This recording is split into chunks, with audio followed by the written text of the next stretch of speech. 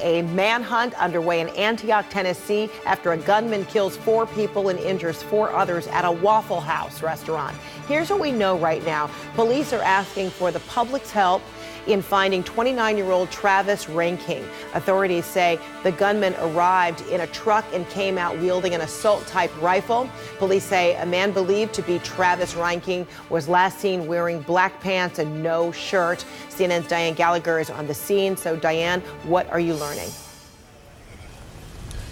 So at this point, Fred, that man is still on the loose. They have been able to go and they've served murder warrants at his apartment trying to find him, but still searching for Travis Ranking at this point. Behind me, you can probably see it's a very active scene right now still. We've got dozens and dozens of officers, emergency vehicles, still sort of investigating, looking through the scene here, trying to figure out exactly not just what happened, but why this happened. About 3:25 in the morning, police say that Travis Ranking came into the Waffle House parking lot. He was in his pickup truck. He was nude with the exception of wearing a green jacket and had an AR-15 style weapon with him. He got out of his pickup truck and began firing in the parking lot, killing 2 people in the parking lot. He then went inside the Waffle House there behind me, began shooting in the restaurant.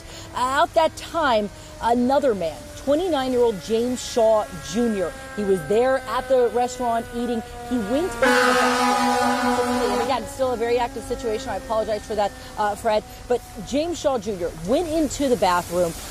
He was trying to escape the shooting, and he noticed, according to police and James Shaw's family, that Travis Ranking had just sort of stopped shooting. He was fiddling with his weapon. At that point, that's when James Shaw Jr. sprung into action. He tackled the shooter. He got the gun away from him, and then he took the gun and threw it across the counter. This unarmed man, James Shaw Jr., disarming the shooter. That's when the shooter kind of took his jacket off and ran out of the Waffle House into the woods. Now, again, they have not been able to locate him at this point. He was spotted, they say, wearing black pants. He must have gone home and put those pants on, they believe. They do not have a motive right now. But as you said, we have 4 people who were shot and killed. There were 2 others who were shot and 2 others who were injured. One last thing, Fred, I spoke to James Shaw Jr.'s aunt not too long ago. She said that when he was discharged from the hospital with those minor injuries that he had, shot grazed through the elbow, some abrasions there, he went home, he changed clothes, and then she said he went to church with his mama. He wasn't going to let this make him miss church this morning. Wow, and all of that following those heroic acts that you described. Diane Gallagher, thank you so much for that. We'll check back with you for the latest updates. Meantime, Nashville's Democratic Congressman Jim Cooper took this opportunity to bring up gun control, tweeting, "Nashville woke up to devastating news. We mourn the innocent victims and thank our brave first responders. Many will say now is not the time to discuss change, but now is the time. We can and must do everything possible to prevent these tragedies and keep Americans safe." That starts with restricting widespread civilian access to military-grade assault weapons. That coming from the congressman. Authorities provided an update on the situation a short time ago, saying the carnage only stopped because of the heroics of that customer. Our hero in this matter is a 29-year-old man, a patron. You had a citizen step up to intervene with an active shooter, and that's what this man did. He is the hero here. And no doubt he saved many lives by wrestling the gun away and then tossing it over the counter and prompting the man to leave. All right. So again, all of that is underway with the investigation, and the heroics of that young man, James Shaw Jr., is being underscored. You saw the image of him earlier with the injury on his elbow. He was seen by eyewitnesses to tackle the gunman. I want to discuss all of this now with Chuck Cordero, who was there as a witness of this shooting as well. Chuck, first of all, how are you doing after all of this? I'm just exhausted, tired, just frazzled.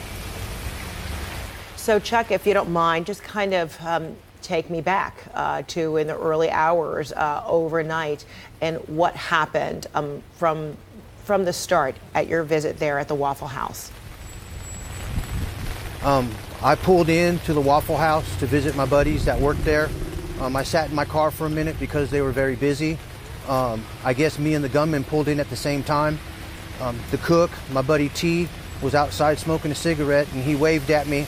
I figured I would go talk to him while I waited.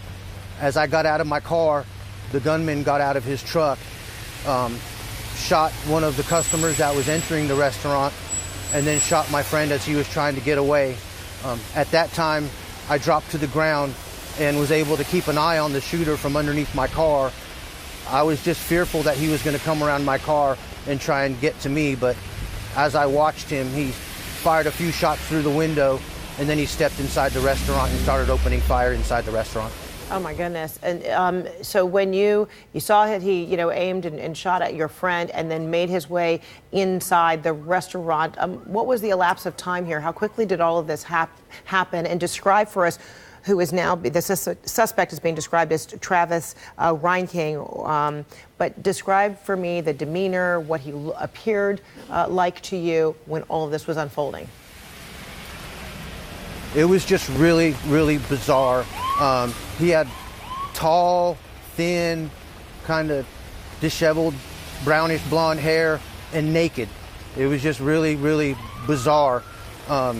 No real demeanor. He got out of his vehicle and just started shooting. He didn't say nothing to nobody. He didn't have anything to say. He just came to shoot people, I guess. And then after shooting your friend, and then you hit the pavement, right? And then this gunman then went inside the Waffle House. What did you hear when you weren't able to necessarily see what was happening? Well, when he was outside, his shots were very deliberate, like one at a time. When he stepped into the restaurant, he pretty much just opened fire. I heard a lot of shooting, but at that time, I was trying to distance myself from that restaurant. I was crawling on my hands and knees across the parking lot trying to get to safety. And then what about your friend? How far away were you from your friend who was, down with a gunshot wound?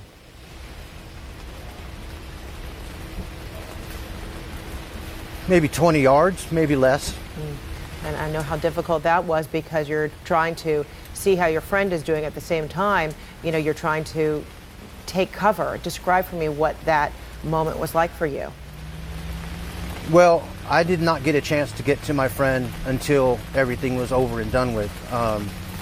Self-preservation, I pretty much stayed put until it got quiet. And at that time when I peeked up, James Shaw Jr. was wrestling with the gunman inside the restaurant. I saw the rifle go flying, and then I just ducked back down again, and at that time is when the gunman took off running. And you mentioned the rifle, went flying there in the restaurant. You were able to see that, and now perhaps putting, some of the pieces together, and we're looking at an image of a young man by the name of James Shaw Jr., who witnesses say actually tackled that gunman and was able to, stop what was happening. He's being described as a hero, and he's got this, wound on his elbow. Now that you're hearing some of the story behind why you saw that gun flying, what are your thoughts? He's a hero. I mean, 4 people died, and it could have been 4 times that many had he not done what he did. The gunman had more ammunition on him. He was definitely not interested in stopping. If James Shaw Jr. didn't step up and do what he did, this would have been a lot worse than it was. He is definitely a hero, definitely.